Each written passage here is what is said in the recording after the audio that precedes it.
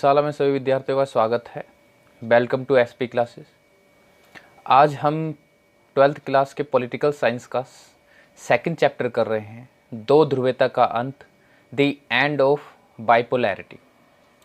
अब इसमें देखिए हमें क्या क्या पढ़ना है, ये न्यू सिलेबस के अकॉर्डिंग है। अब देखिए सोवियत संघ का विघटन, एक ध्रुवीयता विश्व का आरंभ, मध्य एशियाई अफगानिस्तान संकट, खाड़ी युद्ध और लोकतांत्रिक राजनीति और 21वीं सदी या अरब स्प्रिंग कहा जाता है इसको। तो हमें इस चैप्टर में नए सिलेबस के हिसाब से ये सारे बिंदुओं पे चर्चा करनी है। अगर भविष्य में कुछ और भी परिवर्तन होते हैं तो उसका अलग से वीडियो बना दिया जाएगा। तो चलिए स्टार्ट करते हैं। देखिए सबसे पहले सोवियत संघ का विघटन समझने से पहले हमें समझ लेना चाहिए कि भाई सोवियत संघ है क्या या सोवियत प्रणाली क्या है। तो देखिए सोवियत संघ के बारे में कुछ चीज़ें समझ लेते हैं तो आपको सोवियत संघ का विघटन समझने में कोई दिक्कत नहीं होगी। तो देखिए 1917 में बोल्शेविक क्रांति ने सोवियत संघ नामक एक नए साम्यवादी राज्य को जन्म दिया। ठीक है, तो 1917 में एक बोल्शेविक क्रांति होती है जिसको लेनिनवादी क्रांति या मार्क्सवादी क्रांति भी कहा जाता है। अब लेनिनवादी या मार्क्सवादी क्रांति क्या होती है, मैं संक्षिप्त में बता देता हूँ कि यहाँ पर शोषक और शोषित के बीच में क्रांति होती है और साम्यवाद की स्थापना होती है, जो कि मार्क्स ने अपनी सिद्धांत में बता रखा है। तो इसको लेनिनवादी इसलिए कहा जाता है क्योंकि ये लेनिन वहाँ के एक कह सकते हो नेता थे, उनके द्वारा शुरू की गई थी और मार्क्स की थ्योरी थी ये, तो इसलिए इसको मार्क्सवादी कहा जाता है। मार्क्स की थ्योरी पे ये आधारित था। अब देखिए आगे क्या होता है। सोवियत संघ का निर्माण 1922 को माना जाता है। देखिए 1917 में क्रांति हुई, लेकिन इसके नियम कानून ये सारी चीज़ें बनते बनते 1922 तक हो चुका था। तो 1922 में ही हम सोवियत संघ के निर्माण को मानते हैं। उसके बाद देखिए सोवियत संघ में 15 गणराज्य थे, जैसे रूस, जॉर्जिया, यूक्रेन, बेलारूस, लिथुआनिया, ऐसे 15 गणराज्य सोवियत संघ में जुड़े हुए थे। मतलब कि 15 जो गणराज्य हैं उससे मिलके सोवियत संघ बना हुआ था। अब सबसे इम्पोर्टेंट चीज़ देखने वाली बात क्या है कि भाई आरंभिक दौर में सोवियत संघ की स्थिति कैसे थी, मतलब कि शुरुआत में सोवियत संघ कैसे था। ठीक है, तभी आप शुरुआत में और बाद की स्थिति में डिफरेंस अंतर देख पाएंगे। तो देखिए सोवियत संघ महाशक्ति के रूप में आया द्वितीय विश्व युद्ध के बाद। जैसे द्वितीय विश्व युद्ध होता है तो द्वितीय विश्व युद्ध के बाद क्या होता है कि भाई जो सोवियत संघ है वो महाशक्ति के रूप में आता है और सोवियत संघ की अर्थव्यवस्था वो काफ़ी ज़्यादा मजबूत थी और अच्छी अर्थव्यवस्था थी। यहाँ की संचार प्रणाली वगैरह भी काफ़ी ज़्यादा अच्छी थी। यहाँ पर अच्छे ऊर्जा के संसाधन थे। ठीक है, जैसे खनिज तेल, लोहा, इस्पात, इन सब चीज़ों के संसाधन जो हैं काफ़ी अच्छे थे। उसके बाद देखिए सोवियत संघ का घरेलू उपभोक्ता उद्योग काफ़ी उन्नत था। तो जो उनका घरेलू उद्योग था वो भी काफ़ी ज़्यादा उन्नत था और सरकार बुनियादी ज़रूरत की चीज़ जैसे स्वास्थ्य सुविधा, शिक्षा, लोक कल्याण की चीज़ें, ये सारी रियायती दरों में मुहैया करवाती थी। अगर और बेरोज़गारी नहीं थी। कुल मिलाकर अगर ये कहा जाए तो शुरुआती दौर में सोवियत संघ की जो स्थिति है वो काफ़ी ज़्यादा अच्छी थी। ये शुरुआती दौर में जब सोवियत संघ बना उसका द्वितीय विश्व युद्ध भी होता है। द्वितीय विश्व युद्ध के बाद भी सोवियत संघ की स्थिति काफ़ी ठीक होती है, परंतु उसके कुछ समय पश्चात लगभग 15 से 20 वर्ष बाद इसकी स्थिति में थोड़े से परिवर्तन आने शुरू हो जाते हैं। अब देखिए वो परिवर्तन क्या है। सोवियत प्रणाली पर नौकरशाही का शिकंजा कसता गया। अब जो सोवियत प्रणाली था, जो सोवियत संघ था, उस पर सरकार अपनी कह सकते हो कि अपना शिकंजा कसने लग जाती है। एक तरह से जो वहाँ के प्रशासन व्यवस्था था वो अपनी मनमानी करने लग जाती है। ठीक है, जहाँ अच्छे कल्याण के सुविधाएं मौजूद थी वहाँ पर ये सारी चीज़ें कम होने लग जाती हैं। ये देखिए यह प्रणाली सत्तावादी होती जाती है। सत्तावादी मतलब यही कि सत्ता अपनी मनमानी करने लग जाती है और जो जनता है उसके बारे में जो है सत्ता नहीं सोचती है, ना ही जनता को किसी प्रकार की उसके जवाबदेह होता है। ठीक है, तो सत्ता जैसे कहती है उनको करना पड़ता है। उसके देखिए लोकतंत्र और अभिव्यक्ति की आज़ादी समाप्त हो गई। अब लोकतंत्र और अभिव्यक्ति की कोई आज़ादी नहीं होती है। जो वहाँ की जनता होती है, जो वहाँ के नागरिक होते हैं, वो अपनी अभिव्यक्ति जो है कार्टून्स वगैरह के या कविताएं लिख के इनके द्वारा किया करते थे। वह क्या नाम है, जो सरकार थी उनसे किसी प्रकार से प्रश्न नहीं कर सकती थी। ठीक है, तो आगे देखिए क्या होता है कि जो वहाँ एक ही दल था, कम्युनिस्ट पार्टी, साम्यवादी व्यवस्था थी वहाँ पर, हम आगे पहले ही पढ़ चुके हैं। तो साम्यवादी व्यवस्था में क्या करते हैं, कम्युनिस्ट पार्टी होती है, और जो साम्यवादी व्यवस्था होती है वो अपना गहरा अंकुश कर लेती है पूरे व्यवस्था पे। जो है साम्यवादी व्यवस्था की क्या है, एक तरह से अंकुश होता है, मतलब अपने अपने हिसाब से वो पूरे देश को चलाती है, अपनी मनमानी करती है। उसके बाद हम इससे पहले ही बात कर चुके हैं कि भाई जनता के प्रति जवाबदेह नहीं थी सरकार। जनता अपनी जो है अभिव्यक्ति कैसे करती थी, भाई कार्टून्स वगैरह के माध्यम से या कविताएं पोयम वगैरह लिख ली, तो इसके द्वारा वो जो बात कहना चाहती थी वो कहती थी। उसका देखो रूस का हर मामले में प्रभुत्व था।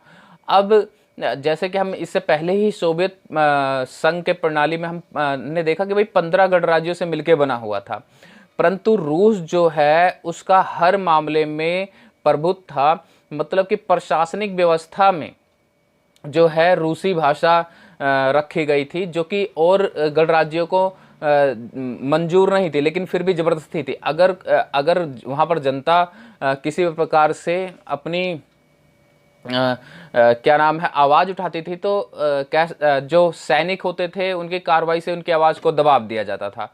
फिर देखो हथियारों के होड़ ने सोवियत संघ की प्रौद्योगिकी और बुनियादी ढांचे के मामले में काफ़ी पीछे कर दिया। तो क्या हुआ कि भी जब द्वितीय विश्व युद्ध के बाद जब सोवियत संघ महाशक्ति बन के आया, तो उसने जो अपने जितने भी अपने ऊर्जा वगैरह जो सारी चीज़ें थी, जो हम पहले पढ़ चुके, खनिज तेल वगैरह ये सारी चीज़ें, मतलब संसाधन है, उसने हथियारों में ही लगाने शुरू कर दिए। ठीक है, देश के विकास की तरफ उसका ध्यान नहीं था, तो अपने ज़्यादातर जो है हथियारों में ही सारे संसाधनों को लगाने के चक्कर में इसका जो शुरू में बुनियादी ढांचा था, जो बहुत अच्छा था कि आर्थिक स्थिति इनकी अच्छी थी, इनके संचार प्रणाली और ऊर्जा ये सारी चीज़ें बहुत अच्छी थी, वो धीरे धीरे बिगड़ने लगी। तो हथियारों को उड़ने भी इसको एक कह सकते हो कि इसकी आर्थिक स्थिति को बिगाड़ने का महत्वपूर्ण भूमिका निभाई। उसका देखिए 1979 में अफगानिस्तान में हस्तक्षेप। अब जो सोवियत संघ है उसने 1979 में अफगानिस्तान में डायरेक्ट हस्तक्षेप किया। अब क्या होगा कि पहले से इनकी स्थिति बिगड़ी हुई है, अब वहाँ पर जाकर हस्तक्षेप करते हैं, अपने सैनिक भेजेंगे तो इनकी आर्थिक स्थिति और बिगड़ेगी, क्योंकि खर्चा और होगा। और ये 1979 में अफगानिस्तान हस्तक्षेप तो आप आगे पूरा डिटेल में पढ़ेंगे तो आपको ज़्यादा समझ में आएगा। अभी तो इतना समझ लिया कि 1979 में ये डायरेक्ट जो है अफगानिस्तान में इसने हस्तक्षेप किया, जहाँ इसने अपनी सेना वगैरह भेजी, तो आर्थिक स्थिति पहले ही खराब थी और ख़राब होने लगी। उसका देखिए पश्चिमी देशों की तुलना में काफ़ी पीछे रह गया। तो ये अब पश्चिमी देश मतलब कि जो नाटो बना हुआ था उससे काफ़ी ज़्यादा ये पीछे रह गया था, पूंजीवादी अर्थव्यवस्था से काफ़ी ज़्यादा पीछे रह गया था। उसके आगे देखिए अब क्या है, सोवियत संघ के विघटन की प्रक्रिया। अब सोवियत संघ के विघटन की प्रक्रिया क्या रही, तो सबसे पहले जो है 1990 में, ठीक है, लिथुआनिया स्वतंत्र की घोषणा करने वाला पहला सोवियत गणराज्य बना। तो भाई 1990 में जो लिथुआनिया गणराज्य था उसने क्या करा कि सबसे पहले अपने आप को स्वतंत्र घोषित कर दिया कि अब मैं सोवियत संघ में नहीं रहना चाहता हूं। उसका देखिए 1990 में ही क्या हुआ, रूस की संसद ने भी सोवियत संघ से अपनी स्वतंत्रता घोषित कर दी कि भाई रसिया भी धीरे धीरे अलग हो रहा है। फिर वहाँ एक नेता है जिनके अगुवाई में एक कह सकते हो कि प्रोटेस्ट चल रहा था, ठीक है, उन्होंने क्या करा कि भाई उस प्रोटेस्ट के माध्यम, क्योंकि सोवियत संघ में इससे पहले किसी की आवाज़ उठाने की हिम्मत नहीं हुई, तो ये जो यत्सलीन है, तो इन्होंने क्या करा कि भाई जनता के साथ आवाज़ उठाई, जैसे हमारे देश में गांधी जी थे, ठीक है, तो वैसे इन्होंने वहाँ पर भी आवाज़ उठाई, स्वतंत्रता के लिए आवाज़ उठाई, ठीक है, और बाद में यही जाकर वहाँ के राष्ट्रपति बने। तो यत्सलीन वहाँ के नेता थे जिन्होंने स्वतंत्रता के लिए, मतलब कि सोवियत संघ के से अलग होने के लिए आवाज़ उठाई थी, और अपनी जो सरकार है उससे स्वतंत्रता के लिए आवाज़ उठाई थी, और बाद में जाकर यही जो हैं बाद में जाकर वहाँ के राष्ट्रपति बने 1991 में। और दिसंबर में क्या होता है कि भाई 1991 दिसंबर में यत्सलीन के नेतृत्व में सोवियत संघ के 3 बड़े राज्य रूस, बेलारूस, यूक्रेन ने सोवियत संघ की समाप्ति की घोषणा कर दी। तो दिसंबर 1991 में सोवियत संघ जो है टूट जाता है, बिखर जाता है। ठीक है, कुल मिलाकर अलग अलग देश हो जाते हैं। अब देखिए सोवियत संघ के विघटन का कारण क्या था। तो देखिए अगर कारण की बात करें तो मैं वैसे पहले ही बता चुका हूं कि देखिए शुरुआती दौर बहुत अच्छा था, बाद में सारी चीज़ें बिगड़ने लगी थी, तो कारण वही है, कुछ अलग नहीं है। ठीक है, लेकिन अब पॉइंट के बिंदु के हिसाब से बात कर लेते हैं कि भाई सोवियत संघ का आर्थिक रूप से कमजोर होना, सोवियत संघ आर्थिक रूप से कमजोर हो रहा था। ठीक है, जनता का सरकार के ऊपर से विश्वास बिल्कुल हटता जा रहा था। उसका देखिए सोवियत संघ का राजनीतिक रूप से कमजोर होना। अब देखिए सरकार के ऊपर से बिल्कुल विश्वास हट चुका था जनता, जहां पर सरकार शुरुआती दौर में कल्याण के काम कर रही थी, वहीं पर सरकार जो है जनता की आवाज़ दबा रही थी, नागरिकों की आवाज़ दबा रही थी, नागरिकों की कोई सुनने वाला नहीं था। तो एक तरह से जो राजनीतिक व्यवस्था थी वो बिल्कुल कमजोर हो गई थी। ठीक है, फिर देखिए हथियारों की ओर ने इनकी आर्थिक व्यवस्था बिल्कुल खत्म से कर दी थी, आर्थिक स्थिति से ये बिल्कुल कमजोर होते गए। आगे देखिए क्या है कि जनता की इच्छाओं को सरकार पूरा ना कर सकी। जनता ने जो इच्छाएं रखी थी कि भाई हम अच्छे से क्या होंगे, विकसित होंगे, ठीक है, हमारे जैसे पश्चिमी देश विकसित हो रहे हैं वैसे हम भी विकसित होंगे, और जो सरकार होगी वो जनता के प्रति जवाबदेह होगी। तो ये सारी इच्छाएं थी जनता के मन में जो सरकार पूरा नहीं कर पाई थी। उसका सरकार का तानाशाह होने, जवाबदेही ना होना, सरकार जो है अपनी मनमानी कर रही थी, तानाशाह थी, जनता की नहीं सुनती थी। तो इस तरह से ये एक कारण ये भी बना। फिर देखिए गॉर्बेचोव की सुधार नीति। गॉर्बेचोव जो है 1985 में सोवियत संघ की जो कम्युनिस्ट पार्टी थी उसके सचिव बने। अब सचिव बनने के बाद इन्होंने जनता को विश्वास दिलवाया था कि मैं धीरे धीरे सारी चीज़ें ठीक कर दूंगा और आधुनिकीकरण की तरफ हम बढ़ेंगे। परंतु राजनीति में क्या अंदरूनी दबाव के कारण वो ऐसा कर नहीं पाए। ठीक है, जनता का एक तरह से विश्वास और फिर टूट गया। और लेकिन गौरबच्चों ने थोड़ी जनता को आज़ादी दे दी थी कि भाई तुम क्या नाम है, जो भी समस्या है वो सरकार के सामने रख सकते हो। तो एक तरह से जनता को जो है वो क्या हुआ कि भाई आज़ादी का जो स्वाद था वो मिल चुका था। ठीक है, अच्छा लगने लगा था कि हम सरकार से भी अपनी चीज़ें पूछ सकते हैं। और बाद में क्या हुआ कि भाई गौरबच्चे उस चीज़ को सही से अप्लाई नहीं कर सके। तो ये भी एक कारण बने कि भाई जनता को उन्होंने ये सारी चीज़ें विश्वास तो दिलवाई, बाद में जनता का विश्वास टूट गया। उसका देखिए पश्चिमी देशों का विकास छिपा ना रहा।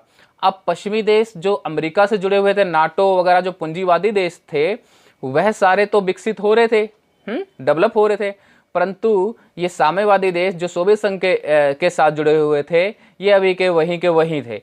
तो उनके जो वो विकसित हो रहे थे वो कहीं छुपा नहीं रहा था। ये सारी चीज़ें ये साम्यवादी देश देख रहे थे कि भाई वो तो विकसित हो रहे हैं, उन्हें तो वो हर प्रकार से अपने आप को डेवलप कर रहे हैं, और हम अभी के वो अभी हैं।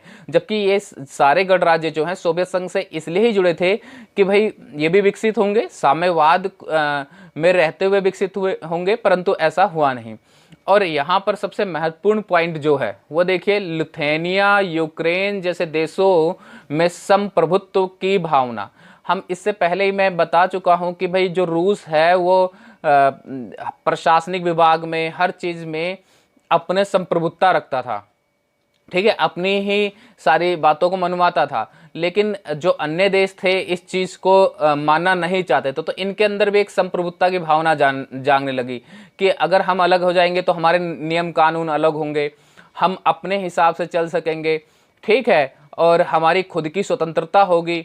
तो इनके अंदर एक संप्रभुत्ता की भावना जागने लगी कि भाई हम अलग होकर अपनी, जैसे प्रशासनिक विभाग में रूस ने क्या नाम है, रसिया भाषा को अप्लाई कर रखा था। तो यहाँ पर यह था कि भाई हम अपनी भाषा अप्लाई कर सकते हैं। तो संप्रभुत्ता की भावना का मतलब यहाँ पर यह है कि वह अपने नियम कानून अपने हिसाब से बना सकेंगे अगर वह सोवियत संघ से अलग हो जाएंगे, बाकी देश जो हैं अलग हो जाएंगे, उनके ऊपर किसी का दबाव नहीं होगा। तो ये बहुत महत्वपूर्ण बिंदु बना जो है सोवियत संघ के विघटन का। अब देखिए कि सोवियत संघ के विघटन का परिणाम क्या निकला। ठीक है, तो देखिए अमेरिका का वर्चस्व कायम होना। तो पता ही है कि भाई सोवियत संघ जो है वो टूट गया, तो अब एक ही महाशक्ति बची। कौन बची? अमेरिका बची। तो अमेरिका का वर्चस्व जो है कायम हो गया। उसके बाद नए देशों का विश्व में मिलना। अब जो सोवियत संघ से जो देश अलग हो चुके थे वह नए नए देश जो हैं वो विश्व में आए। ठीक है, तो इसलिए बहुत सारे जो है लगभग 10-12 देश जो है विश्व में नए आए और विश्व में एक ध्रुवीयता का उदय। अब दो ध्रुव थे, नाटो और वार्सा पैक्ट, उनमें से एक तो सोवियत संघ टूट ही गया, तो विश्व में एक ध्रुवीयता का उदय हुआ, मतलब एक ही ध्रुव बचा जो कि नाटो, जो अमेरिका था। फिर शीत युद्ध की समाप्ति हो गई, ठीक है, शीत युद्ध वहीं से समाप्त हो जाता है और हथियारों की होड़ की भी समाप्ति हो गई। ये तो हम फर्स्ट चैप्टर में भी पढ़ चुके हैं कि भाई बहुत सारे संध्या की गई थी हथियारों को ख़त्म करने के लिए, लेकिन जैसे ही सोवियत संघ टूटता है तो उसके बाद हथियारों की होड़ की समाप्ति और अधिक हो जाता है, मतलब कि हथियार जो है बनाने कम से कम कर दिए जाते हैं। उसके बाद आगे देखिए, अंतर्राष्ट्रीय आर्थिक संस्थानों का महत्व बढ़ना, क्योंकि अब नए नए देश जो है विश्व में आए थे तो उनको विकसित भी होना था, उनके विकास के लिए ध्यान भी रखना था। और 1945 में जो है यूएनओ बन चुका था, ठीक है। तो भाई इसलिए जो अंतर्राष्ट्रीय आर्थिक संस्थान थे इनका महत्व बढ़ चुका था, क्योंकि ये जो सारे देश थे अभी विकसित नहीं थे, तो इनके विकास वगैरह के लिए अंतर्राष्ट्रीय संस्थान जितने थे, संगठन जो थे, उनका महत्व बढ़ चुका था, ठीक है। उनको ही ध्यान रखना था कि भाई आगे चल के इन सब का विकास कैसे होगा।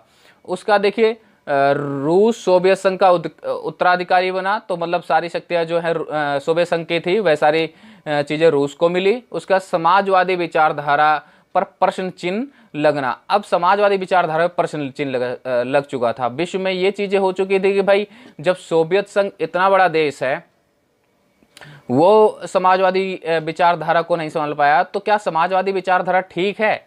क्या समाजवादी विचारधारा में देश विकसित हो सकता है? क्योंकि पूंजीवादी विचारधारा शुरू से विकसित हो रही थी, तो एक तरह से समाजवादी जो विचारधारा थी उस पर प्रश्न चिन्ह लग चुका था। अब देखिए, एक ध्रुवीय विश्व का आरंभ, ये आपका अगला पॉइंट है, एक ध्रुवीय विश्व का आरंभ, ठीक है। तो जरा इसको थोड़ा हम पहले पढ़ ही चुके हैं, बिल्कुल वही है और कुछ अलग नहीं है। तो देखिए, सन 1991 एक ध्रुवीय विश्व का आरंभ होता है, क्योंकि सोवियत संघ विघटित हो जाता है, टूट जाता है, तो एक ही ध्रुव बचता है, वो कौन? अमेरिका, ठीक है। तो एक ध्रुवीय विश्व का आरंभ हो जाता है और संपूर्ण विश्व में अमेरिका का वर्चस्व होना, तो एक ही ध्रुव बचा भाई, वो अमेरिका बचा, एक ही शक्तिशाली वो बचता है, तो संपूर्ण विश्व में उसी का वर्चस्व होता है। और पूंजीवादी व्यवस्था का महत्व बढ़ना, हमने इससे पहले ही पढ़ा है कि भाई समाजवादी व्यवस्था में प्रश्न चिन्ह लग जाता है, तो पूंजीवादी व्यवस्था का क्या हो जाता है? महत्व बढ़ जाता है, क्योंकि समाजवादी व्यवस्था जो है उस टाइम बहुत अच्छा नहीं कर सकी थी, जिस कारण वो टूट जाती है। तो एक तरह से जो सबसे बड़ा समाजवादी व्यवस्था का अगुवाई देश होता है वो सोवियत संघ था, जब वही टूट जाता है तो उस पर प्रश्न चिन्ह लग गया।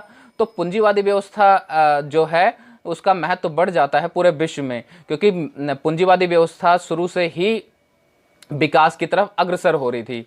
उसका देखिए, साम्यवादी व्यवस्था पर प्रश्न चिन्ह लगना, हम पहली बात कर चुके हैं कि भाई साम्यवादी व्यवस्था पे जो है एक प्रश्न चिन्ह लग जाता है कि क्या ये व्यवस्था ठीक है या नहीं ठीक है। तो देखिए, यहाँ पर मैंने एक चित्र दिखा रखा है। ये चित्र मैंने इसलिए दिखाया है कि आप अफ़गानिस्तान के भौगोलिक स्थिति को समझ सकें कि अफ़गानिस्तान में 70 से 80% जो है वो पहाड़ी इलाका है। जो क्षेत्र की दृष्टि से देखा जाए तो वहाँ पर 70 से 80% जो है पहाड़ पाए जाते हैं। और यहाँ पर कुछ अलकायदा के आतंकवादी भी हैं, ये भी आगे चर्चा होगी, ठीक है। पता चलेगा भौगोलिक स्थिति क्यों बताया जा रहा है या आतंकवादियों क्यों बताया जा रहा है, क्योंकि इनका अफ़गानिस्तान संकट में काफ़ी बड़ा रोल रहा है। तो चलिए आगे बात करते हैं। देखिए, 1978 में क्या होता है? दाऊद खान की सरकार आती है और दाऊद खान जो है आधुनिकता की तरफ ध्यान देते हैं, ठीक है। और आधुनिकता क्या है? पूंजीवादी अर्थव्यवस्था की तरफ अग्रसर होता है। तो वो पूंजीवादी, एक तरह से कह सकते हैं पूंजीवादी अर्थव्यवस्था की तरफ वो अपना केंद्र बिंदु रखते हैं, जो है पूंजीवादी अर्थव्यवस्था की तरफ ही अधिक ध्यान दे रहे दाऊद खान। लेकिन आगे क्या होता है कि भाई 1979 में पीपल लोकतांत्रिक दल जो है वो दाऊद खान की सरकार को गिरा देती है। और जो पीपल लोकतांत्रिक दल थी वो एक साम्यवादी पार्टी थी। और साम्यवादी पार्टी का मतलब क्या है कि भाई सभी संसाधन जो हैं वो संपूर्ण समाज का माना जाएगा, जिस पे सरकार का क्या होगा? कंट्रोल होगा। तो क्या करती है? जैसी ये सरकार बनती है ये भूमि सुधार करना शुरू कर देती है। ठीक है। अब इससे भूमि सुधार करने से क्या होता है कि जो जनजातियाँ थी वहाँ की, जो अफ़गानिस्तान है, बता देना चाहता हूँ, उसमें कई प्रकार की जनजातियाँ रहते थे, जिसमें पश्तून जनजाति सबसे ज़्यादा वहाँ पर पाई जाती थी, परंतु कई प्रकार की जनजाति, और आप सबको पता ही है कि जनजातियों का की जो जीविका होती है वो कह सकते हो भूमि से ही जुड़ी होती है। तो जो उनका निर्वाह चल रहा था वो भूमि से जुड़ा हुआ था। तो इसके खिलाफ क्या करना शुरू कर देते हैं कि भाई वो विद्रोह करना शुरू कर देते हैं। ठीक है, क्या करना शुरू कर देते हैं कि जो ये भूमि सुधार चल रहा था उसके खिलाफ जनजातीय जो है विद्रोह करना शुरू कर देते हैं, और एक तरह से साम्यवादी सरकार जो है उसके खिलाफ जिहाद शुरू हो जाता है। ठीक है, अब क्या होता है कि भाई साम्यवादी सरकार और सरकार और जिहादी मुजाहिदीन के नाम से वहाँ पर एक संगठन बन जाता है। ठीक है, मुजाहिदीन और साम्यवादी सरकार में एक तरह से युद्ध शुरू हो जाता है, और वो युद्ध कैसा होता है, गोरिल्ला युद्ध होता है। ठीक है, अब यही कारण है कि मैंने आपको भौगोलिक स्थिति यहाँ पर दिखाया था। ठीक है, ये भौगोलिक स्थिति। अब गोरिल्ला युद्ध क्या होता है कि जहाँ पर छिप के अपने दुश्मन पर छिप के जो है आघात किया जाता है, वार किया जाता है, या छिप के दुश्मन को मारा जाता है। तो अफगानिस्तान की भौगोलिक स्थिति कैसी थी भाई, पहाड़ी इलाके थे, हमने पहले बात ही कर लिया है। तो वहाँ पर क्या है, छिपना बड़ा आसान था, इसलिए गोरिल्ला युद्ध जो है करना बड़ा आसान था, और जो साम्यवादी सरकार पे एक तरह से भारी पड़ता दिखाई देता है। और हमने पहले पार्ट में ही चर्चा किया था कि साम्यवाद को बचाने के लिए कौन था, सोवियत संघ था। तो अब सोवियत संघ को जब ये पता चलता है तो 14 दिसंबर 1979 में, ठीक है, 1979 में क्या कहता है, सोवियत संघ जो है अफगानिस्तान में अपनी सेना भेज देता है, मतलब सीधा प्रत्यक्ष रूप से हस्तक्षेप करता है। ठीक है, और मुजाहिदीन जो है उसको छिपना पड़ जाता है। ठीक है, अब चाहे मुजाहिदीन कितनी पावरफुल हो, अफगानिस्तान की साम्यवाद सरकार से वो युद्ध कर रही थी, तो साम्यवाद सरकार को दिक्कतें हो रही थी, परंतु जब सोवियत संघ आता है तो सोवियत संघ के जो सैनिक होते हैं वेल ट्रेन होते हैं, उन पर अच्छे हथियार होते हैं, तो मुजाहिदीन को क्या करना पड़ता है, छिपना पड़ता है। ठीक है, परंतु अब आगे क्या होता है कि अमेरिका, चीन, अरब, पाकिस्तान जो है उस मुजाहिदीन को अप्रत्यक्ष रूप से मदद कर रहे थे। जैसे मान लो पाकिस्तान है, जब उन्हें छिपना पड़ता है तो पाकिस्तान अपने देश में उनको आश्रय देता है, वहाँ से ट्रेन करता है, ठीक है, युद्ध के लिए, और भेज देता है। अमेरिका जो है वो अप्रत्यक्ष रूप से मतलब छिप के मुजाहिदीन को हथियार सप्लाई वगैरह करता है। तो इस तरह से कह सकते हो कि जो है ये कहीं ना कहीं मुजाहिदीन की मदद कर रहे थे। ठीक, और 1979 तक मुजाहिदीन और सोवियत संघ के बीच में युद्ध चलता रहता है, और 80 के दशक में क्या होता है, तालिबान और अलकायदा का उदय होता है अफगानिस्तान में। ठीक है, तो तालिबान क्या है, तालिबान एक कह सकते हो कि वहाँ की क्षेत्रीय पार्टी है जो अलगाववादी विचारधारा की रखती है, और वहीं अलकायदा क्या है, एक आतंकवादी संगठन है। ठीक है, और 1991 में क्या होता है, सोवियत संघ का विघटन हो जाता है। ठीक है, ये हमने पहले पार्ट में पढ़ा ही है कि भाई 1991 में सोवियत संघ का विघटन हो जाता है। तो सोवियत संघ क्या हो जाता है, कमज़ोर हो जाता है। कमज़ोर होने के बाद क्या होता है कि भाई सोवियत संघ जो है अपनी सेना अफगानिस्तान से बुला लेता है। ठीक है, लेकिन परंतु आगे वो क्या करता है कि गौर नजीबुल्लाह के नेतृत्व में सोवियत संघ जो है वहाँ सरकार बना कर आता है, मतलब साम्यवादी सरकार बना कर आता है। तो एक तरह से सेना को वापस तो कर लेता है, परंतु साम्यवादी सरकार वहाँ पर स्थापित करके आता है। ठीक है, अब आगे देखिए क्या होता है कि भाई ये तो उससे पहले जो है कह सकते हो कि 1979 की बात से लेकर 89 तक की बात हो गई। अब देखते हैं भाई 1990 से लेकर 2001 में क्या होता है। अब ये जो मुजाहिदीन था वो 3 भागों में बढ़ जाता है, तालिबान, मसूद अहमद शाह और दोस्तान। ठीक है, ये 3 भागों में जो है मुजाहिदीन बढ़ जाता है, और अफगानिस्तान पे तीनों अपना वर्चस्व बनाना चाहते थे। और 1996 में क्या होता है, 1996 में सबसे बड़ा संगठन जो है वो तालिबान बन के आता है। ठीक है, ये पूरा जो पीले वाला पोर्शन है ये तालिबान का है, और ये जो ग्रीन वाला है वो दोस्तान है, और ये जो रेड कलर का है वो मसूद का है। तो इस तरह से 1996 में तालिबान सबसे बड़ा संगठन बन के आ जाता है। ठीक है, और जो तालिबान के जो नेता होते हैं उनका नाम है मुल्ला उमर। ठीक है, नेतृत्व में वो चलता है। अब ये जैसे ही आते हैं तो ये अफ़गानिस्तान को इस्लामिक राष्ट्र घोषित कर देते हैं, और शरिया कानून लगा देते हैं वहाँ पर। ठीक है, शरिया कानून मतलब इस्लामिक कानून लगा देते हैं, और वहाँ पर किसी भी प्रकार का मानवाधिकार नहीं दिया जाता है। ठीक है, किसी भी प्रकार का मानवाधिकार नहीं दिया जाता है। अब स्त्रियों की स्थिति और ज़्यादा खराब हो जाती है, स्त्रियों को भी किसी प्रकार के अधिकार नहीं देते हैं, पुरुषों से भी ज़्यादा बदतर हो जाती है। ठीक है, और तालिबान जो है अलकायदा क्या था, एक आतंकवादी संगठन था, उसको कहीं ना कहीं समर्थन देना शुरू कर देता है। और अलकायदा क्या करता है, अंतर्राष्ट्रीय स्तर पर आतंकवादी घटनाओं को पनाह देता है। ठीक है, तो एक तरह से कह सकते हैं कि भाई 89 से 89 से 2001 तक जो है तालिबान का एक तरह से अफ़गानिस्तान पे कब्जा रहता है, उसका वर्चस्व रहता है। अब देखिए 2001 से अब देखिए 9/11 की घटना। अब ये 9/11 की घटना क्या है? जो 9/11 की घटना है ये विद्यार्थियों को अच्छे से पता होना चाहिए, क्योंकि ये एग्ज़ाम में अलग से भी आ जाता है कि भाई 9/11 या 9/11 की घटना बताए। तो ये है क्या, 11 सितंबर 2001 में एक घटना घटी थी अमेरिका में, जिसको हम अब देखते हैं होता क्या है कि जो अलकायदा थी, अलकायदा जो हमने ऊपर पढ़ लिया है, वो 4 जहाज़ों का अपहरण करता है और 3 जहाज़ जो है विश्व व्यापार संगठन और अमेरिकी पेंटागन पे गिरा देता है। ठीक है, अब विश्व व्यापार संगठन अमेरिका में स्थित है और अमेरिकी जो पेंटागन है, पेंटागन किसे कहते हैं, जहाँ पर रक्षा के सामान रखे जाते हैं, जहाँ पर लड़ाकू विमान वगैरह होते हैं, उसको पेंटागन कहा जाता है। तो ये तीन विमान वहाँ पर गिरा दिया जाता है। ठीक है, जिसमें कह सकते हो कि लगभग 3000 अमेरिकी नागरिक मारे जाते हैं और काफ़ी ज़्यादा घायल होते हैं। और जो एक जहाज़ बचा था वो पेंसिल्वेनिया मैदान में खुद ही गिर जाता है। उसका जो टारगेट था वो कांग्रेस के जो संसद है वहाँ पर अमेरिका में उसका टारगेट था, परंतु क्या होता है, पेंसिल्वेनिया की जो मैदान है अमेरिका में, जगह का नाम है, वहाँ पर जो चौथा जहाज बचा होता है वो खुद ही गिर जाता है। अब इसके खिलाफ क्या करता है अमेरिका, एक ऑपरेशन चलाता है जिसका नाम है ऑपरेशन एंड्रोइंग फ्रीडम। ठीक है, अब ऑपरेशन एंड्रोइंग फ्रीडम में नाटो, कनाडा, ब्रिटेन आदि देश शामिल होते हैं। ठीक है, अब ऑपरेशन एंड्रोइंग फ्रीडम क्या होता है कि जहाँ पर भी अलकायदा के आतंकवादियों का संगठन है, जहाँ पर भी तालिबान उसको समर्थन दे रहा है, वहाँ पर बमबारी करता है अमेरिका और उनको उड़ा देता है। और दिसंबर 2001 में अफ़गानिस्तान पर नियंत्रण कर लेता है। अब देखो इतने सारे देश लड़ रहे थे, नाटो पूरा लड़ रहा था, अमेरिका इतने शक्तिशाली देश है, परंतु फिर भी उन्हें एक तरह से सितंबर से लेकर अक्टूबर, नवंबर, दिसंबर इतना टाइम लग जाता है अफ़गानिस्तान में नियंत्रण करने। तो आप खुद ही सोच सकते हो कि आतंकवादी संगठन कितना ज़्यादा वहाँ पर क्या हुआ है, फैला हुआ था। ठीक है, इतना तकरीबन 3 महीने लग जाते हैं क्या नाम है अफ़गानिस्तान पर नियंत्रण करने के।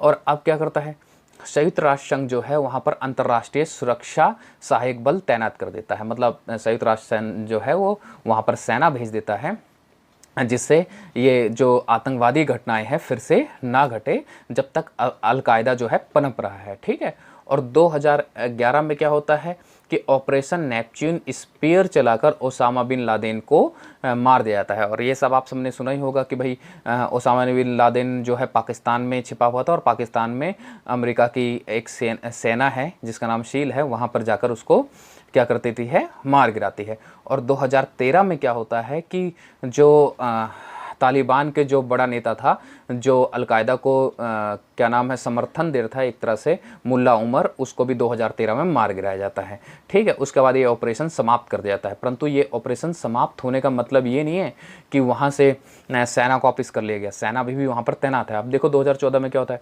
2014 में तक अमेरिका के 2400 सैनिक और नाटो के 1100 सैनिक मारे जाते हैं। ठीक है, लेकिन यहाँ पर देखिए क्या घटना घटती है कि 43,000 सैनिक अफ़गानिस्तान के और 45,000 नागरिक जो हैं वो अफ़गानिस्तान के आम नागरिक मारे जाते हैं। अब आम नागरिकों के दिमाग में क्या आता है कि यार जब तालिबान या अलकायदा थी तब भी हम मारे जा रहे थे, अब ये सेना तैनात कर दी है तो हमारे जीवन में क्या बदलाव है, अभी भी आम नागरिक मारे जाते हैं। तो वहाँ के नागरिक जो है एक तरह से विद्रोह करने लग जाते हैं कि भाई जो है अब यहाँ के अमेरिका जो है अपनी सेना यहाँ से हटाए, मतलब कि जो संयुक्त राष्ट्र संघ है वो यहाँ से सेना हटाए, जो कि आप सबको पता ही है कि जब ट्रंप की सरकार आई थी, इससे पहले ट्रंप की सरकार आई थी, वो इसी बिहाफ पे आई थी कि वहाँ से सेना हटा ली जाएगी। और 2019-20 में ये बात होती है, 20 में ये बात होती है कि अगर तालिबान जो है वो ये कहे कि हम अलकायदा को क्या नाम है समर्थन नहीं देंगे किसी भी तरह से और ये संधि करे तो हम सेना क्या नाम है हटा लेंगे। परंतु जब भाई तालिबान से अलकायदा बना हुआ है तो समर्थन कैसे देगा, ऐसा कुछ होता नहीं है। तो सेना अभी तक अफ़गानिस्तान में तैनात है, परंतु कुछ सेना जो है वो हटा लिया जाता है। देखो कुछ सैनिकों को अमेरिका और नाटो को वापस लेना पड़ता है, तो कुछ सेना हटा ले जाते हैं, परंतु अभी भी वहाँ पर सेना क्या नाम है वहाँ पर अभी भी तैनात है। ठीक है, जो अफ़गानिस्तान संकट में आता है। तो इस तरह से अगर आप देखो तो कह सकते हो कि 1979 से 89 तक सोवियत संघ का हस्तक्षेप रहा अफ़गानिस्तान में, 89 से 2001 तक अलकायदा तालिबान इसका हस्तक्षेप रहा, और 2001 से लेकर अब तक जो है वहाँ पर नाटो अमेरिका के सैनिक तैनात हैं, इनका हस्तक्षेप है। तो अभी तक वो अफ़गानिस्तान जिस संकट कहा जा रहा है, जो हस्तक्षेप चल रहा है, वो अभी तक चल रहा है। अभी खाड़ी युद्ध दे रखा है, तो खाड़ी युद्ध है क्या, इससे पहले ये समझ लीजिए कि खाड़ी देश किन्हें कहते हैं। तो मध्य पूर्व की जो एशिया के जो देश हैं उनको हम खाड़ी देश कहते हैं, जैसे कि अरब हो गया, ईरान हो गया, इराक हो गया, ठीक है, कुवैत हो गया, इन सबको खाड़ी देश कहा जाता है।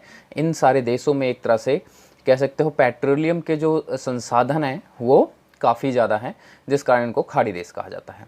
अब खाड़ी युद्ध जो है वो 2 बार हुआ है। तो सबसे पहले हम प्रथम खाड़ी युद्ध देख रहे हैं, जिसमें देखिए क्या है। प्रथम खाड़ी युद्ध जो है 1990 के अगस्त में इराक ने कुवैत पर हमला किया, ठीक है। अब देखिए इराक ने कुवैत पर हमला करके कुवैत पे एक तरह से कब्जा अपना स्थापित कर लिया था। ऐसा क्यों हुआ था, मैंने एक वर्ड लिखा ओपेक। तो ये जो खाड़ी देश थे इन्होंने एक ऑर्गेनाइजेशन बनाया था, एक संगठन बनाया था जिसका नाम था ओपेक, ठीक है। उस ओपेक में क्या था कि भाई जो पेट्रोलियम, कच्चा पेट्रोलियम किसी देश को दिया जाएगा तो उसके जो कीमत होगी वो सब मिलके डिसाइड करेंगे, सब के सब मिलके क्या करेंगे, एक कह सकते हो कि एक तरह से एकाधिकार बनाना चाहते थे। परंतु कुवैत ने क्या करा कि उस कीमत की परवाह ना करते हुए उसने क्या नाम है, अन्य देशों को क्या नाम है, उससे कम कीमत पे वो दे दिया, पेट्रोलियम दे दिया, जिस कारण इराक को ये एक तरह से गुस्सा आया और उसने क्या करा, कुवैत पे आक्रमण कर दिया, ठीक है। तो देखिए आगे क्या है। अब होता क्या है, संयुक्त राष्ट्र संघ कुवैत को मुक्त कराने के लिए बल प्रयोग की अनुमति दे देता है कि भाई संयुक्त राष्ट्र संघ जो कह सकते हो अंतर्राष्ट्रीय संगठन है, वो कुवैत को मुक्त कराने के लिए बल प्रयोग देता है, मतलब सैन्य शक्ति का इस्तेमाल करने के लिए एक तरह से अनुमति दे देता है। अब उसमें क्या होता है, देखिए 34 देशों ने मिलकर इराक पर हमला किया। 34 देश मिलकर इराक पर हमला करते हैं, और जिसमें सबसे बड़ी चीज़ ये है कि 6,60,000 सैनिक इराक के विरुद्ध मोर्चा खोलते हैं। अब उन 34 देशों के जो सैनिक होते हैं वो मिलके क्या करते हैं कि वो उन सब के जो 6,60,000 सैनिक जो होते हैं वो एक अकेले इराक से लड़ने के लिए जाते हैं। अब देखिए यहाँ सबसे बड़ी चीज़ क्या है कि जिसमें 75% जो सैनिक थे वो अमेरिका के थे, ठीक है। तो इस तरह से एक तरह से अमेरिका की शक्ति भी दिखाई देती है कि भाई अमेरिका के पास कितनी बड़ी सैन्य शक्ति है, ठीक है। और इस ऑपरेशन को नाम दिया जाता है ऑपरेशन डेजर्ट स्टॉर्म। तो बच्चों ये ध्यान रखना कि एक क्वेश्चन खाड़ी युद्ध के नाम से भी आ जाता है और ऑपरेशन डेजर्ट स्टॉर्म के नाम से भी आ जाता है। और इस युद्ध में अमेरिका ने स्मार्ट बमों का प्रयोग किया, मतलब कंप्यूटर वगैरह का इस्तेमाल किया, ठीक है, जो पहले लोगों नहीं देखा था। और इसमें देखो इसलिए इसको कंप्यूटर युद्ध और वीडियो गेम वार भी कहा जाता है। तो अब देखिए इसके कितने सारे नाम हो गए, वीडियो गेम वार हो गया, कंप्यूटर युद्ध हो गया, ठीक है, ऑपरेशन डेजर्ट स्टॉर्म हो गया, खाड़ी युद्ध हो गया, प्रथम खाड़ी युद्ध कह सकते हो। तो इस तरह से कहा जाए कि इसके इतने सारे नाम हैं, तो ये किसी भी नाम से आ जाता है। तो इसलिए इसको ध्यान रखना है, इसका हर एक नाम ध्यान रखना है, एग्जाम में किसी भी नाम से आ जाता है। तो और क्योंकि 34 देश युद्ध कर रहे हैं इराक से, तो सीधी सी बात है ज़्यादा समय लगेगा नहीं, इराक को हारने में ज़्यादा समय नहीं लगा और उसने फटाफट जो है कुवैत को छुड़वा लिया गया। अब देखिए द्वितीय खाड़ी युद्ध।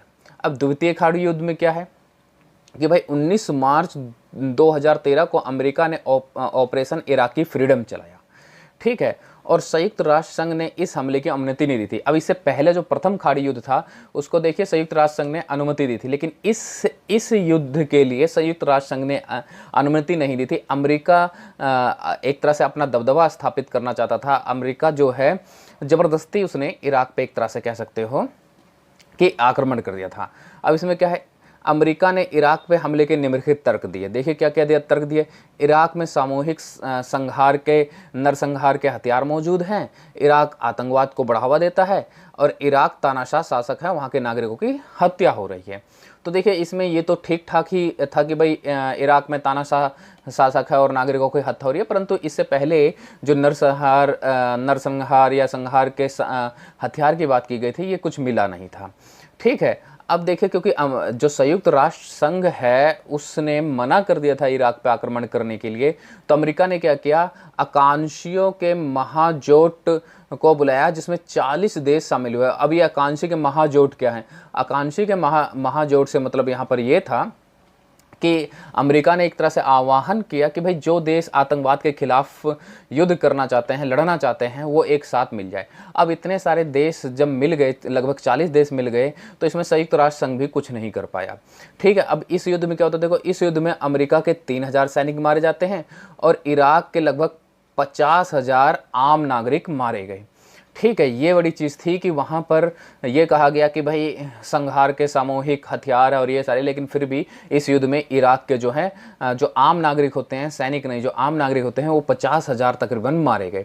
तो ये जो था क्या नाम है, द्वितीय खाड़ी युद्ध था। अब इसमें द्वितीय खाड़ी युद्ध में क्या था कि भाई ध्यान देने वाली बात यह है कि संयुक्त राष्ट्र संघ ने कोई अनुमति नहीं दी थी, फिर भी जो है अमेरिका जो है अन्य देशों को जोड़ के इनके ऊपर आक्रमण करता है। अब इसमें क्या है कि भाई कई सारे लोगों ने इसकी आलोचना की, बहुत सारे देशों ने इसकी आलोचना की है। कुछ देशों का कहना ये था कि भाई अमेरिका जो है वो उसने ज़बरदस्ती उस पर इराक के तेल के कुओं पे कब्जा करने के लिए ऐसा किया। ठीक है, तो कुछ देशों ने जो अमेरिका का आक्रमण है उसको सही साबित करने की कोशिश किया। तो ये कई सारी इसकी आलोचनाएं, कुछ लोग इसको गलत साबित करते हैं, कुछ देश गलत साबित करते हैं और कुछ देश जो हैं इसको सही साबित करते हैं, जबकि भारत भी है, उसने भी उस टाइम इसको गलत साबित किया था कि ऐसा नहीं होना चाहिए था। ठीक है, और जहाँ तक माना जाता है, यही माना जाता है कि अमेरिका ने इसलिए किया था कि वहाँ पर वो इराक पे एक तरह से कब्जा करना चाहता था। ठीक है, तो ये दो जो हैं खाड़ी युद्ध हैं, प्रथम खाड़ी युद्ध और द्वितीय खाड़ी युद्ध। अब आगे देखिए क्या है, अगला पॉइंट है अरब स्प्रिंग। अब आपके सेकंड चैप्टर में अरब स्प्रिंग एक अलग से पॉइंट दे रखा है, इसको भी समझना जरूरी है। तो देखिए इसमें क्या है, मध्य एशिया और उत्तरी अफ्रीका में श्रृंखलाबद्ध विरोध प्रदर्शन और धरना द्वारा 2010 में आरंभ हुआ। इसे अरब जागृति, अरब स्प्रिंग, अरब विद्रोह के नाम से जाना जाता है। ठीक है, अब देखिए इसमें क्या है, श्रृंखलाबद्ध। अब श्रृंखलाबद्ध मतलब क्या है, एक देश से ये शुरू हुआ था और धीरे धीरे फैलते हुए कई सारे देशों में शुरू हो चुका था, फैल चुका था। अब इसकी शुरुआत ट्यूनीशिया में 17 दिसंबर 2010 में मोहम्मद बाऊजीजी की आत्महत्या के साथ हुई। अब ये मोहम्मद बाऊजीजी कौन थे? तो देखो मोहम्मद बाऊजीजी जो है एक सब्जी वाला था। अब वहाँ की जो ट्यूनीशिया है वहाँ की पुलिस क्या आती है और सब्जी वाले के रेडी वगैरह पलट देती है, तोड़ देती है। तो जो मोहम्मद बाऊजीजी है वो जब अपील करता है कोर्ट में तो उसे वहाँ पर भी कोई न्याय नहीं मिलता है। ठीक है, वो यूँ कहता है कि भैया मैं तो जो भी इनका कह सकते हो कि फ़ाइन होता, जो भी चार्ज होते मैं भरने के लिए तैयार था, तो ये सब चीज़ें करने की क्या ज़रूरत थी। ठीक है, परंतु जो वहाँ का कोर्ट है वो भी इनकी कोई सुनवाई नहीं करता है और ये कोर्ट के सामने क्या करता है, आत्महत्या कर लेता है। अब लोगों के दिमाग में ये आने लग जाता है कि भाई आम जनता के लिए तो कुछ है ही नहीं, सरकार है ही नहीं, कुछ है ही नहीं। ठीक है, और आम जनता ऐसी मर रही है, ये सारी चीज़ें आ जाती हैं। और देखिए ट्यूनीशिया से ये जो है जो कह सकते हो धरना प्रदर्शन और विद्रोह शुरू होता है और शुरू होते होते ये कई सारे देशों में फैल जाता है, जिसमें देखिए Bahrain, Syria, Algeria, Iraq, Sudan, Kuwait, Morocco, Arab तथा फ़लस्तीन आदि देशों में जन विरोध शुरू हो जाता है। ठीक है, किसके खिलाफ? सिर्फ इसी के खिलाफ कि जो सरकार है तानाशाह हो रही है, हमें भी एक तरह से कुछ अधिकार चाहिए, ये सारी चीज़ें, और आम जनता के लिए न्याय नहीं बना है। ठीक है, और बहुत सारे कारण थे, बेरोजगारी वगैरह भी चल रही थी, तो एक तरह से एक मौका मिल जाता है। ठीक है, तो वो धीरे धीरे फैलते हुए, और पता ही है 2010 की बात कर रहे हैं, सोशल मीडिया वगैरह भी काफ़ी ज़्यादा एक्टिव हो चुकी थी। ठीक है, तो ये सारी चीज़ें सोशल मीडिया पे भी आ जाती है। ठीक है, तो इसलिए एक तरह से ये ट्यूनीशिया से शुरू होता है और बाकी देशों में, क्योंकि सोशल मीडिया एक्टिव थे, सोशल मीडिया वगैरह आ चुकी थी, तो लोगों को इसकी जानकारी बड़ी आसानी से मिल जाता है। ठीक है, और जिसके कारण ये एक देश से कई देशों में फैल जाता है। अब आगे देखिए क्या है, यहाँ मैंने कुछ चित्र दिखा रखे हैं जो कि उस विद्रोह का है। ये विद्रोह जो है इतनी सारी जनता जो है क्या नाम है, इस विद्रोह में काफ़ी शामिल हुई थी। अब देखिए अरब क्रांति के कारण क्या थे। देखिए एक तो तानाशाही सरकार जो थी, तानाशाह थी, ठीक है। ये अरब क्रांति की अगर बात करें तो वही फिर से जो देश थे, हमने देखा है ऐसे देश थे जहाँ पर ज़्यादातर ऐसे कानून लागू हैं जो मानवाधिकार से अलग हैं, परे हैं, ठीक है, मानवाधिकार की तरफ ध्यान नहीं देते हैं, उनका उल्लंघन करते हैं, ठीक है। अब देखिए अगला पॉइंट वही फिर से चीज़ है, मानवाधिकार उल्लंघन, ठीक है। मानवाधिकार किसी प्रकार के दे ही नहीं रखे थे उन देशों में, ठीक है। और यहाँ देखिए राजनीतिक भ्रष्टाचार, अभी हमने बात ही कर लिया है भाई, राजनीतिक भ्रष्टाचार ये सारी चीज़ें थी, बेरोजगारी, आर्थिक स्थिति का खराब होना, ठीक है। तो ये सारी जो कारण थे जो अरब स्प्रिंग के कारण बनते हैं। उसके बाद देखिए विरोध करने का इनका तरीका क्या था भाई, हड़ताल कर रहे थे, मार्च कर रहे थे, धरना, रैली, इन सारे माध्यमों से ये विरोध कर रहे थे, ठीक है। तो ये अरब स्प्रिंग था। इसको अरब विद्रोह के नाम से भी जाना जाता है, अरब जन विद्रोह के नाम से भी जाना जाता है, अरब जागृति के नाम से भी जाना जाता है। तो इतने सारे नामों से जाना जाता है, ठीक है, जिससे अगर किसी भी नाम से क्वेश्चन आ जाए तो आप सब जो विद्यार्थी हैं वो आसानी से एग्ज़ाम में लिख सके। तो ये सारे नाम आपको पता होना चाहिए, ये नहीं कि सिर्फ अरब स्प्रिंग आप देख लें और अरब विद्रोह के नाम से आ जाए या अरब जागृति के नाम से आ जाए तो आपको समझना है। ये सारे जो हैं अरब स्प्रिंग के हिस्से ही जाने जाते हैं, ठीक है। तो ये चैप्टर जो है, सेकंड चैप्टर जो है, ये इन्हीं 2 पॉइंटों के साथ ख़त्म होते हैं। सेकंड चैप्टर के 3 पार्ट हैं, सभी विद्यार्थी तीनों पार्ट ध्यान से देखेंगे क्योंकि एक बड़ा चैप्टर है और ये बहुत इंपॉर्टेंट चैप्टर भी है और इसमें से एग्ज़ाम में काफ़ी ज़्यादा आता भी है। चलिए, थैंक यू।